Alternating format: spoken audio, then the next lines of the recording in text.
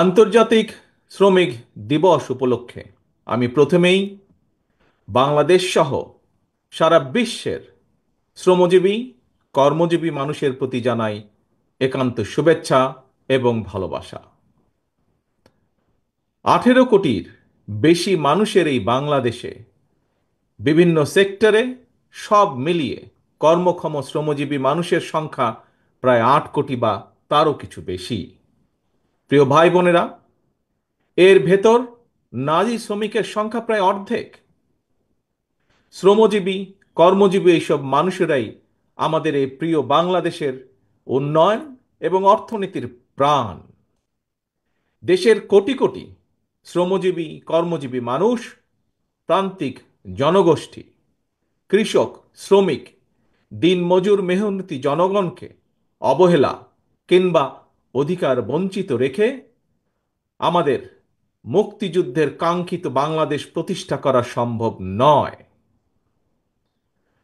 শ্রমজীবী কর্মজীবী প্রিয় ভাই ও বোনেরা, আপনারা যারা আজকের এই সমাবেশে হাজির হয়েছেন, অবশ্যই আপনাদের একটি লক্ষ্য বা উদ্দেশ্য রয়েছে, একটি প্রত্যাশা রয়েছে। কি সেই প্রত্যাশা, কি সেই উদ্দেশ্য? সেটি হলো এমন একটি গণতান্ত্রিক রাষ্ট্র, সরকার, সমাজ ব্যবস্থা, আপনাদের আমাদের প্রত্যেকের প্রত্যাশা। এমন একটি কর্ম পরিবেশ আপনাদের প্রত্যাশা, যে রাষ্ট্র এবং সমাজ আপনাদের প্রত্যাশা এবং প্রাপ্তি নিশ্চিত করবে। মাথার ঘাম পায়ে ফেলে উৎপাদন উপার্জন করার পর আপনারা শ্রমের ন্যায্য মূল্য পাবেন। রাষ্ট্র ও সমাজে আপনাদের অধিকার এবং মর্যাদা নিশ্চিত থাকবে। এমনই একটি গণতান্ত্রিক রাষ্ট্র, সরকার, সমাজ ব্যবস্থায় আপনাদের সহ আমাদের সকলের প্রত্যাশা।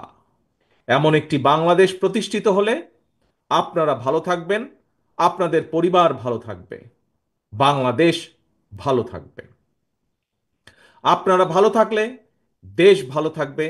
দেশ এবং জনগণ ভালো থাকলে, দেশে জনগণের অধিকার প্রতিষ্ঠিত থাকলে কেউ বাংলাদেশকে তাবেদার রাষ্ট্রে পরিণত করতে পারবে না। সুতরাং দেশে জনগণের অধিকার প্রতিষ্ঠিত থাকা না থাকার সঙ্গে, জনগণের ভালো থাকা না থাকার সঙ্গে কিন্তু দেশের স্বাধীনতা সার্বভৌমত্বের সরাসরি সম্পর্ক রয়েছে। প্রিয় ভাই বোনেরা, আপনাদের ভালো রাখার জন্য, দেশ এবং জনগণকে নিরাপদ রাখার জন্য, জনগণের অধিকার সুপ্রতিষ্ঠিত রাখার জন্যই আমাদের এই রাজনীতি, বিএনপির রাজনীতি। আমাদের সকলের প্রিয় দল বিএনপির প্রতিষ্ঠাতা, বাংলাদেশের স্বাধীনতার ঘোষক শহীদ রাষ্ট্রপতি জিয়াউর রহমানের একটি কথা এই ক্ষেত্রে আমি স্মরণ করতে পারি। শহীদ জিয়া বলেছিলেন, আমাদের রাজনৈতিক দর্শন হলো জনগণের কল্যাণে কাজ করা। প্রিয় ভাই বোনেরা, জনগণের রায় বিএনপি অনেকবার রাষ্ট্র পরিচালনার দায়িত্ব পালনের সুযোগ পেয়েছে। বিএনপি সরকার প্রতিবারই মানুষের অধিকারের প্রতি সম্মান রেখে জনগণের কল্যাণে আন্তরিকভাবে দায়িত্ব পালনের চেষ্টা করেছে। এ কারণেই কিন্তু বিএনপির নেতাকর্মীদেরকে কখনোই দেশ ছেড়ে পালিয়ে যেতে হয়নি। প্রিয় ভাই ও বোনেরা, গত 1.5 দশকে স্বাধীন বাংলাদেশকে পরাধীনতার শৃঙ্খলে আবদ্ধ করে ফেলা হয়েছিল। দুর্নীতি, দুঃশাসন চালিয়ে পলাতক স্বৈরাচার জনগণের স্বাধীনভাবে বাঁচার অধিকার, ভোটের অধিকারকে কেড়ে নিয়েছিল, জনগণকে করেছিল ক্ষমতাহীন। হাজারো শহীদের রক্তের বিনিময়, বীর জনতার গণ অভ্যুত্থানে 5ই আগস্ট ফ্যাসিবাদের পতন ঘটেছে। কিন্তু ফ্যাসিবাদের পতন হলেও আজও জনগণের গণতান্ত্রিক রাজনৈতিক অধিকার এখনো সম্পূর্ণভাবে প্রতিষ্ঠিত হয়নি। এবং এই কারণেই শ্রমজীবী কর্মজীবী মানুষ এখনো তাদের নির্বাচিত প্রতিনিধিদের মাধ্যমে নিজেদের দুঃখ দুর্দশার কথাগুলো সরকারের কানে পৌঁছে দেওয়ার সুযোগ পাচ্ছে না। প্রিয় ভাই বোনেরা, এক্ষেত্রে আমি আপনাদের সামনে একটি উদাহরণ তুলে ধরতে চাই। আপনাদের নিশ্চয়ই সকলের কম বেশি জানা আছে, এবছর আলু চাষের সঙ্গে যারা জড়িত ছিলেন আপনারা সকলেই কম বেশি জানেন, দেশে কিন্তু এবছর বার্ষিক চাহিদার চেয়েও বেশি আলু উৎপাদিত হয়েছে। আলুর বাম্পার ফলনের কারণে কৃষকের মুখে কিন্তু হাসি ফোটার কথা ছিল, অথচ আলু উৎপাদন করে কৃষক ভাইরা এখন বিপাকে পড়েছে। একদিকে আলু উৎপাদনের খরচ ছিল দ্বিগুণ, অপরদিকে উৎপাদিত আলু সংরক্ষণ করতে গিয়েও কৃষক ভাইদেরকে দ্বিগুণ খরচ গুনতে হয়েছে। শিল্প কলকারখানা, গার্মেন্ট সহ প্রতিটি সেক্টরেই শ্রমজীবী কর্মজীবী মানুষদেরকে এই ধরনের বহুবিধ সমস্যা মোকাবেলা করতে হচ্ছে। আরও একটি বিষয় আপনাদের সামনে আমি উল্লেখ করতে চাই, সেটি হলো ফ্যাসিবাদী শাসনের অবসান হওয়ার পর এবছর রমজান মাসে নিত্য প্রয়োজনীয় দ্রব্যমূল্য তুলনামূলকভাবে সহনীয় ছিল। এজন্য আমরা আমাদের দল এবং জনগণের পক্ষ থেকে অন্তর্বর্তীকালীন সরকারকে ধন্যবাদ জানাই। কিন্তু প্রিয় ভাই বোনেরা, রমজান শেষ হওয়ার সাথে সাথেই পুনরায় চাল তেলের দাম বাড়িয়ে দেওয়া হয়েছে। চাল তেলের দাম বেড়েছে, কিন্তু মানুষের আয় রোজগার কিন্তু বাড়েনি। তাহলে জনগণ এখন তাদের এমন ভোগান্তির কথা কার কাছে, কোথায়, কিভাবে বলবে? প্রিয় কৃষক শ্রমিক ভাই ও বোনেরা, দেশে এখন প্রতিনিয়ত সংস্কার নিয়ে শোরগোল চলছে। গণমাধ্যমের খবর কিংবা টিভির টকশো সবখানেই সংস্কার নিয়ে আলোচনা। কিন্তু সংস্কারের যে এই এত কর্মযজ্ঞ চলছে, এই কর্মযজ্ঞে দেশের শ্রমজীবী মানুষের কণ্ঠস্বর কোথায়? কৃষক শ্রমিকরা তো গ্রামীণ অর্থনীতির মূল চালিকা শক্তি।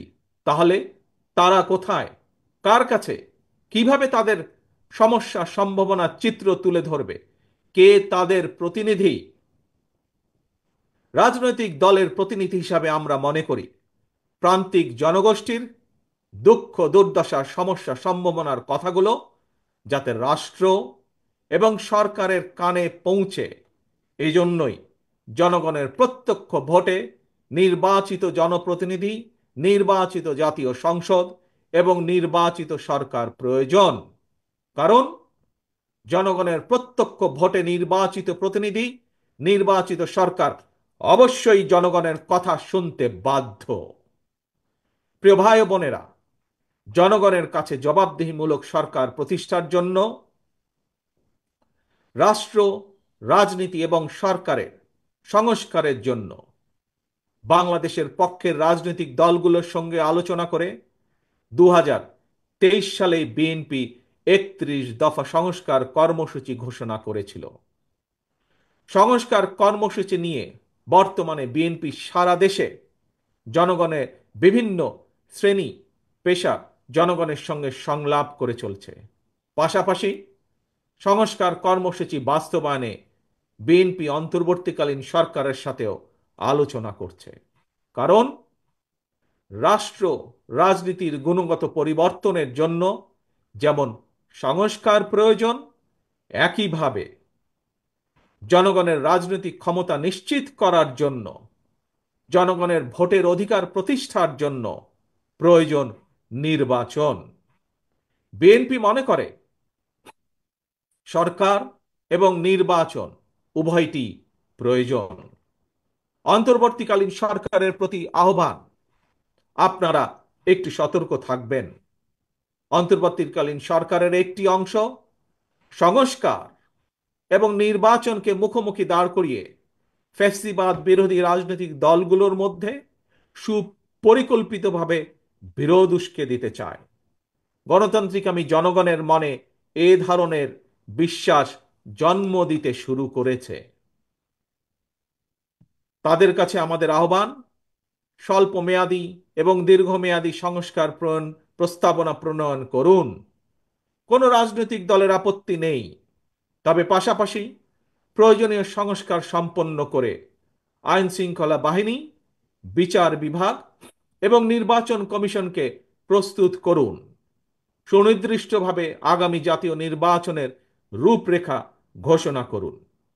অন্তর্বর্তীকালীন সরকারের কর্মপরিকল্পনার পথনকশা গণতান্ত্রিক জনগণের সামনে সুস্পষ্ট থাকলে জনমনে সন্দেহ সংশয় কেটে যাবে। প্রিয় দেশবাসী, ফ্যাসিবাদ মুক্ত বাংলাদেশে জনগণের ভোটে জনগণের কাছে জবাবদিহিমূলক সরকার প্রতিষ্ঠার জন্যই বিএনপি সহ বাংলাদেশের গণতান্ত্রিক রাজনৈতিক দলগুলো অন্তর্বর্তীকালীন সরকারকে নিঃশর্ত সমর্থন দেওয়া অব্যাহত রেখেছে। তবে গণতান্ত্রিক জনগণ মনে করে অন্তর্বর্তীকালীন সরকারের প্রতি অনির্দিষ্টকালের জন্য সমর্থন অব্যাহত রাখা যৌক্তিক নয়। পলাতক স্বৈরাচার দেশে আর যেন মাথাচাড়া দিয়ে ওঠার সুযোগ না পায়, এজন্যই জনগণের কাছে জবাবদিহিমূলক সরকার প্রতিষ্ঠা অত্যন্ত জরুরি।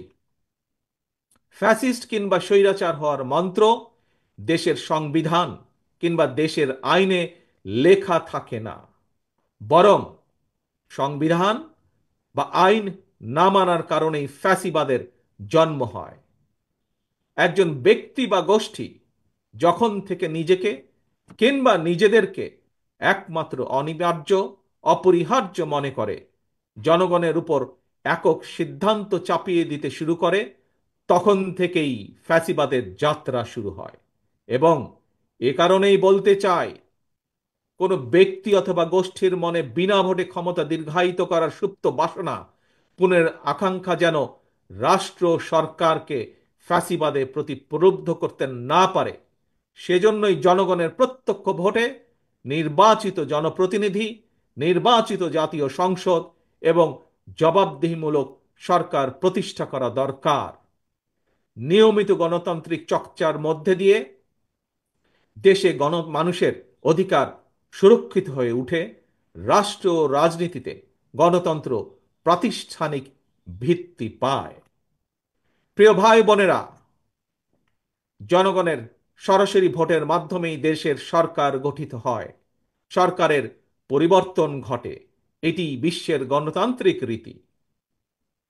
তবে রাষ্ট্র স্বৈরাচার কিংবা ফ্যাসিবাদের কবলে পতিত হলে গণবিপ্লব কিংবা গণ অভ্যুত্থানের মাধ্যমেও ফ্যাসিবাদী সরকারের পরিবর্তন হয়। তত্ত্বাবধায়ক কিংবা অন্তর্বর্তীকালীন সরকার গঠিত হয়।